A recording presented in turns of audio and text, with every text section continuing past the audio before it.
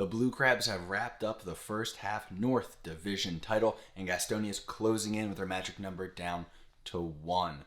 So maybe let's take a step back here and talk about Atlantic League All-Stars, presented by ALPB Roundup.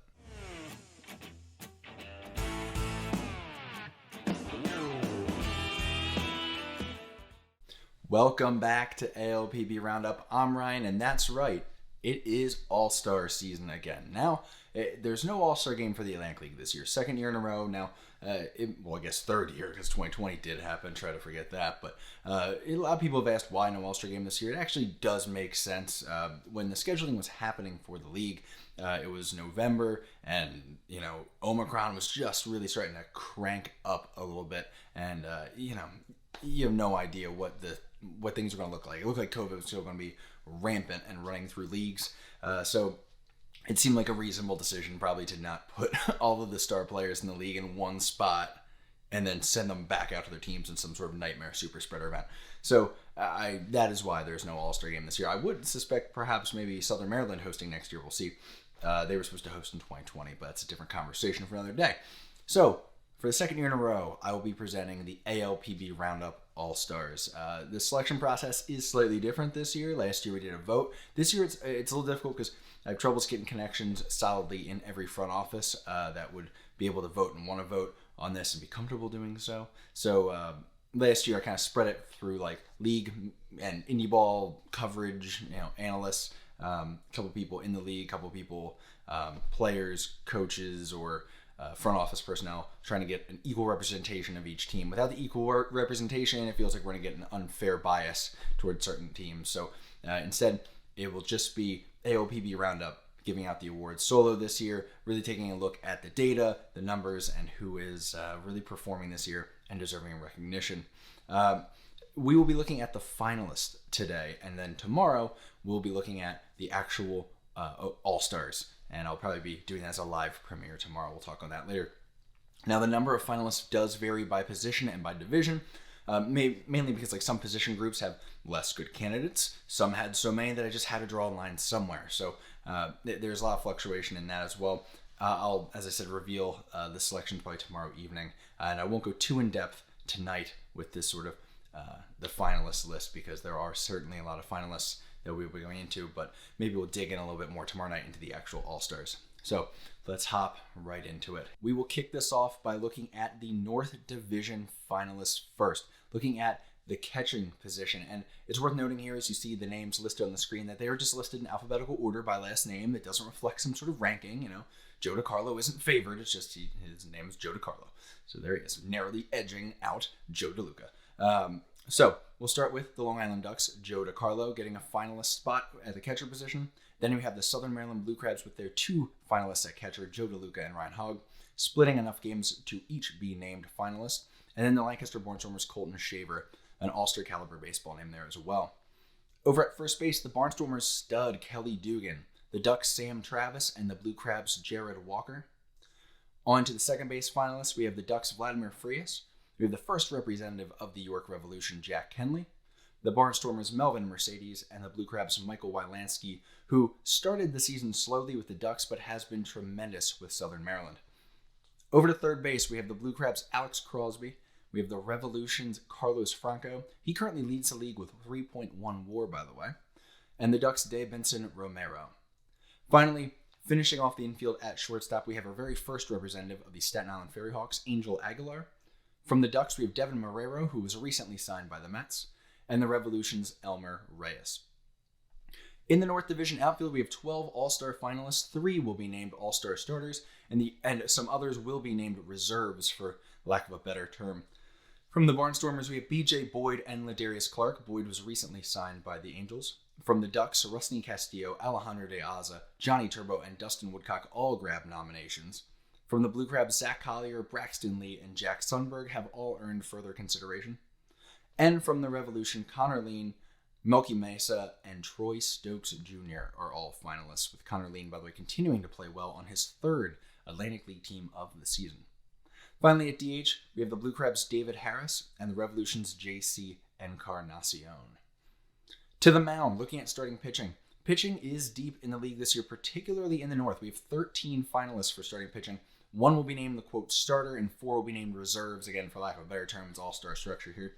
From the Barnstormers, we have Niall Ball and Brent Teller earning consideration. From the Ducks, Anderson De Leon, Scott Harkin, Brett Kennedy, and Stephen Tarpley are all finalists, with Kennedy now in the Red Sox organization. We have multiple Ferry Hawks finalists. Pitching is certainly their strength. Dakota Freese, Matt Salter, and Julio Teheran are all finalists. Teheran is now pitching in Mexico.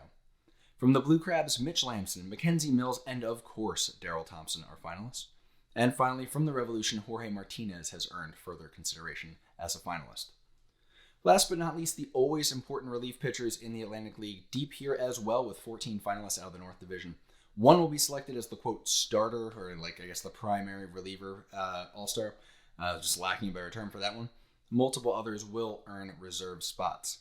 From the Ducks, the finalists are Sandy Baez and Kaiwei Lin, who has quietly had a very successful campaign. For the Blue Crabs, Patrick Baker, Andres Brasino, Bradley Roney, and Nick Wells are all finalists. Not to be outdone by the Blue Crabs, the Ferry Hawks lead the way with 5 relief pitchers considered as finalists. Those 5 would be Victor Capion, Connor Law, Chris Nunn, Williams Ramirez, and Eddie Reynoso. Last for the Barnstormers, it's Brett Clark, Josh Graham, and Chase Johnson, the Lancaster finalists out of the bullpen.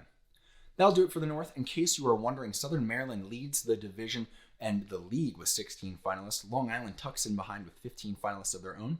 Lancaster has 10 All-Star finalists. Staten Island has 9, and York has 8.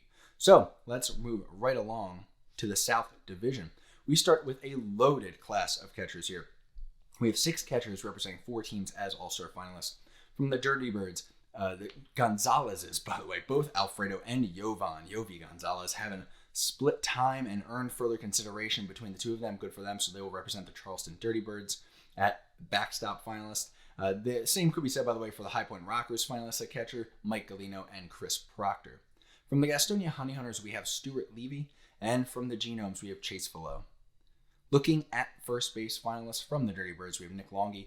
From the Rockers, Logan Morrison, and from the Genomes, Chris Shaw. Moving on to second base, we have a pair of Genomes, Luke Becker and Riley Mahan. Mahan is now in the Giants organization, but Luke Becker has been holding it down at second for the Genomes. We also have the Honey Hunters, Joseph Rosa, in the mix as a finalist there. To third base, the Honey Hunters, Jack Reinheimer, the Genomes, Jimmy Paredes, and the Rockers, Xander Wheel, are your finalists at third. At shortstop, the Rockers have 2 finalists in Giovanni Alfonso and Tyler Ladendorf. We'd also see the Dirty Birds, Connor Justice, and the Genomes, Clay Luis Rondon. In the outfield, we have 8 finalists in the South Division. Again, 3 will be starters, and for lack of a better term, others will be listed as reserves. From the Rockers, we have Ben Aklinski and Quincy Lattimore, both coming in as finalists. We have our first finalist from the Lexington Legends. We have Courtney Hawkins, Boog Powell, and Tillman Pugh, all earning further consideration in the outfield. From the Genomes, we have Anderson Miller and Moises Sierra. And from the Dirty Birds, we have Juan Perez. At DH, we have something strange going on. We only have 1 DH that I felt was really worthy of consideration as a finalist, and as the Rockers, Jerry Downs. Now, for DH, you really need people who are, they do both, they do primarily DH, so it does limit your crop already, and dedicated DHs are not that prevalent in the South Division, and Downs has put quite a gap between him and the pack. To the bump, let's look at starting pitcher finalists. Again, 1 will be selected as an all-star starter, and 4 will be selected as reserves. Gastonia is well represented with John Anderson, Dak McGuire, and Marcus Walden. Both McGuire and Walden have had their contracts purchased, by the way, this season. For the Rockers, we have Jason Manzueta and Justin Nicolino. Both of them have also had their contracts purchased. For the Legends, it's midseason addition Kevia Sampson, who did enough to earn further consideration. And from the Dirty Birds, Kit Sheets is another finalist who has had his contract purchased here in the first half. On a relief pitcher, where we have 12 finalists from the South Division. As a reminder, 1 will be selected as the quote starter, and several others will be named reserves. From the Honey Hunters, we have Sam Bordner, Randall Delgado, Euclides Lair, Quentin Torres Costa, all as finalists. From High Point, Ryan Dull and the Music Man Bryce Hensley earning the finalist spots there. From the Legends, we have Daniel Gibson and Jeff Johnson. And from the Genomes, we have Luis Guzman, Ryan Kellogg, Diego Moreno, and Tim Peterson, with Moreno recently having his contract purchased to go to the Mexican League just these past few days. To recap the South, High Point has 13 All-Star finalists. They're followed by the Genomes with 12, Gastonia has 10 finalists, and then it's Charleston and Lexington having the fewest finalists in the Atlantic League with 7 and 6 respectively. That'll do it for the rollout of your ALPB Roundup All-Star finalists for the midseason here. We'll do a live premiere of the official ALPB Roundup All-Stars on YouTube tomorrow, so keep an eye out for that. Also follow along on Instagram and Twitter, where I'll be posting full lists of the finalists, and again, I'll probably post all of the All-Stars as well after the fact. So you can check back in there. In the meantime, keep an eye out on, we have the opportunity for Gastonia to clinch a playoff berth tonight, and keep an eye out for, the random ALPB Roundup content that comes around on Twitter and on Instagram. Until tomorrow when we roll out those All-Stars, I'm Ryan from ALPB Roundup. Y'all have a good one. I may not have a lot, but I love what I got. A 4x4 and a good fishing spot.